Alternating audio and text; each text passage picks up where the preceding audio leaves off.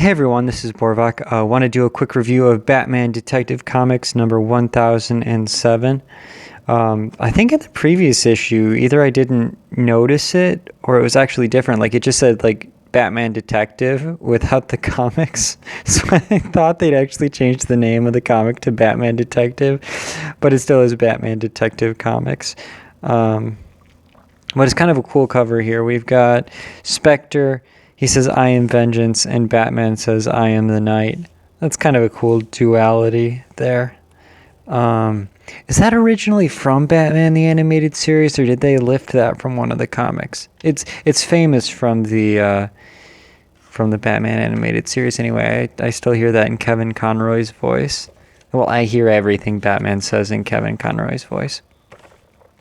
But let's get right into it. So some guy was abducted by a cult of people who are dressed like the Spectre.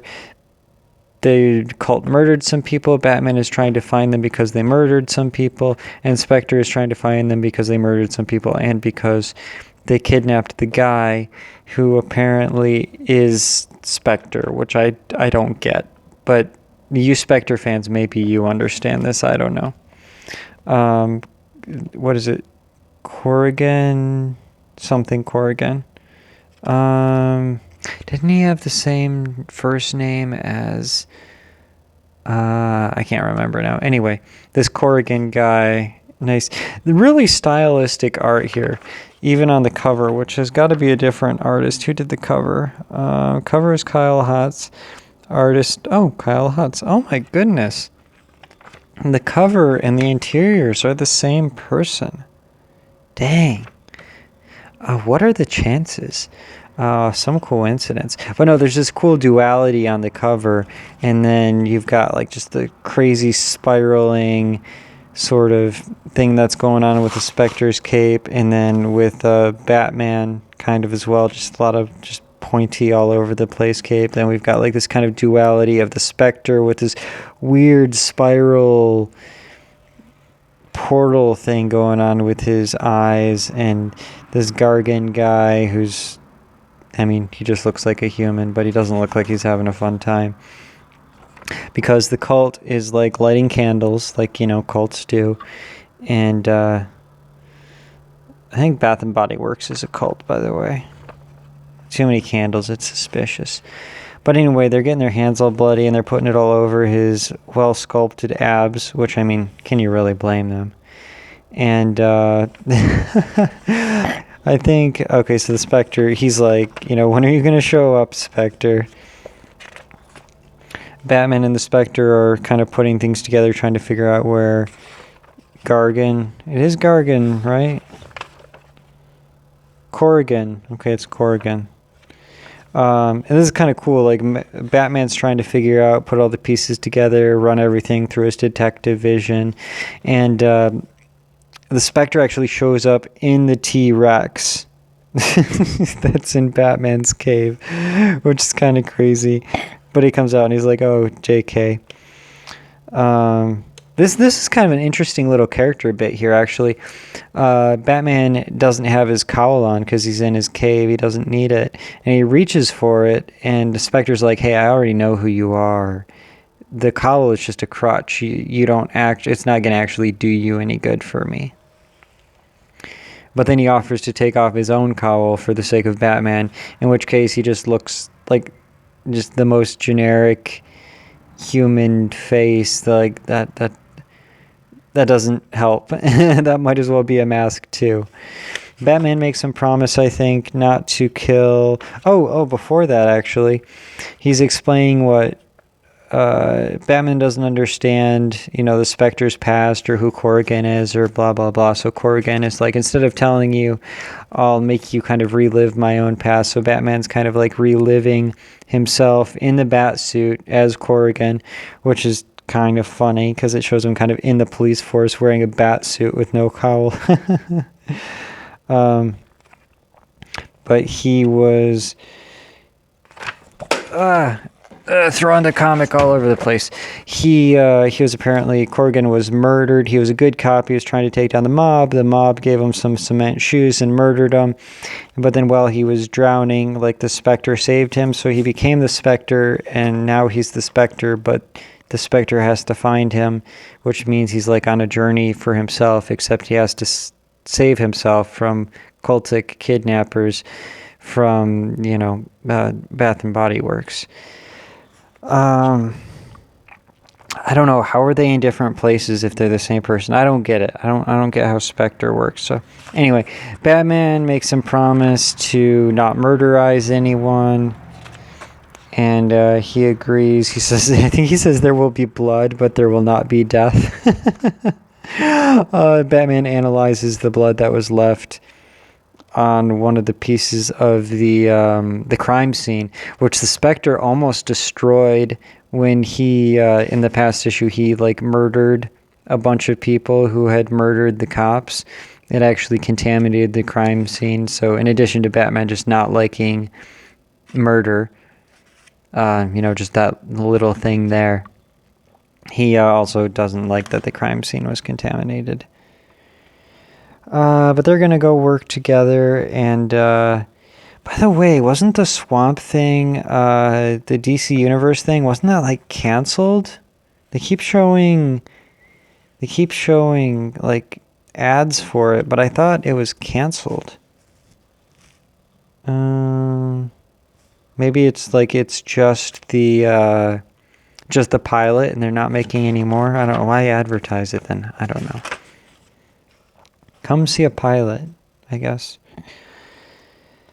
So Batman and Corrigan, they find some hideout.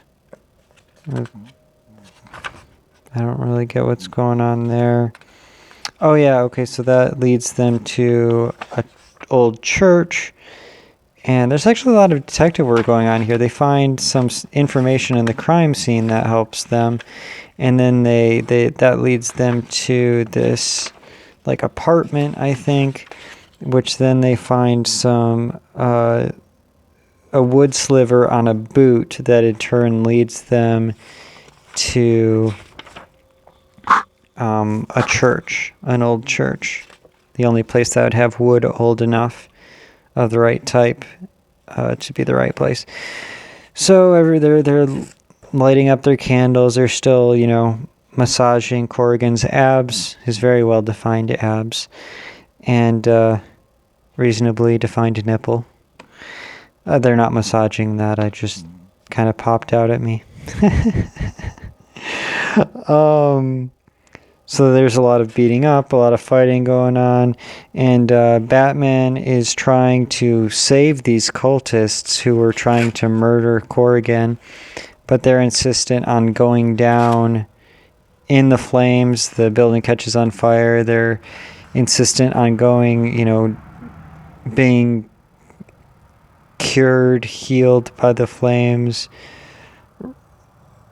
and they're gonna go down with the ship, except it's not a ship, it's a church building, and it's not going down in water. It's just they're gonna be burned alive.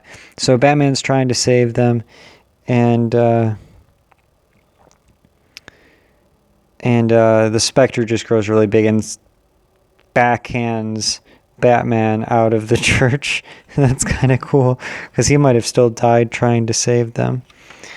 And so they save Corrigan. I don't know what's going on with Corrigan or what's going on with what, but apparently next time we've got the Joker, and then Batman makes Corrigan promise to get out of Gotham as quickly as possible because he doesn't like the Spectre. I guess the Spectre kind of fuses with Corrigan now. I guess the Spectre is a spirit that needs a host. Or something like that. So they are like separate entities, but they're the same.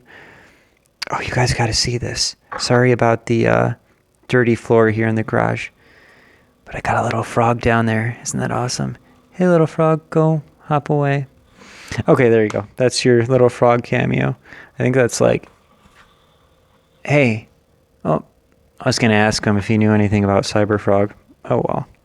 I'm sure he's pre-ordered or backed. Probably the highest tier. I would if I was a little frog. But next time we got the Joker. I'm actually looking forward to that, oddly enough. I'm looking forward to a story about the Joker in a Batman Detective Comics. Again, I haven't been really big on Tom King's run. Personal preferences, there are some issues I have with it. But I've really been glad that Batman Detective Comics is there to fill the need. I've been much more enjoying the writing and the characterization here. And I'm excited the Joker's been away for a while. No one should be excited to see the Joker. He's like a murderous lunatic. But as a character, I'm excited to see Batman take him on again. That'll be interesting. And then I feel like this is supposed to lead into... Oh, maybe this is. I keep thinking like this is supposed to lead into the Ultimate Carnage. Or not Ultimate. Whatever the Marvel Carnage thing is, I don't know. Which this isn't, but this might lead into the Lex Luthor thing. Dang, if Lex Luthor,